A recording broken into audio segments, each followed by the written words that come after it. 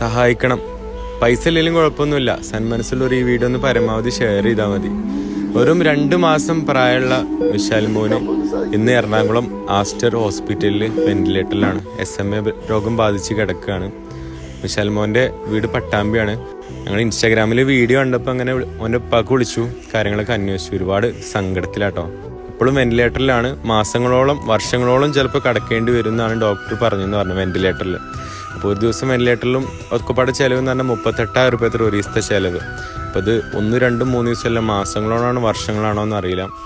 അപ്പോൾ പരമാവധി എല്ലാവരും, നമ്മുടെ കേരളത്തിൽ 3.5 കോടി ജനങ്ങളുണ്ടല്ലോ, ഏകദേശം 1 രൂപ എടുത്താൽ തന്നെ നമുക്ക് നമ്മുടെ വിശാൽ മോനെ തിരിച്ചു കൊണ്ടുവരാൻ പറ്റും. ഇന്ന് ബറാത്തിരാവാണ്. നമ്മൾ സഹായിക്കണത് അത് ഉണ്ടാവും, മറക്കണ്ട. നാളെ നമുക്കാണോ നമ്മളെ കുട്ടികൾക്കാണോ നമ്മളെ വീട്ടുകാർക്കാണോ ആർക്കാണോ എന്താന്ന് വരാമെന്നൊന്നും പറയാൻ പറ്റൂല. അപ്പോൾ ഞാനിപ്പോൾ വീഡിയോ ചെയ്യണത് ഇപ്പോൾ നമ്മളെ കുടുംബക്കാരും ആയതുകൊണ്ടൊന്നല്ല. കുട്ടി കണ്ടപ്പോൾ, കുട്ടി കരയണ ആ വീഡിയോ കണ്ടപ്പോൾ ഭയങ്കര സങ്കടമായി, സത്യം പറയാലോ. അപ്പോൾ നിങ്ങളെ കൊണ്ട് കഴിഞ്ഞ രീതിയിലൊക്കെ സഹായിക്കും.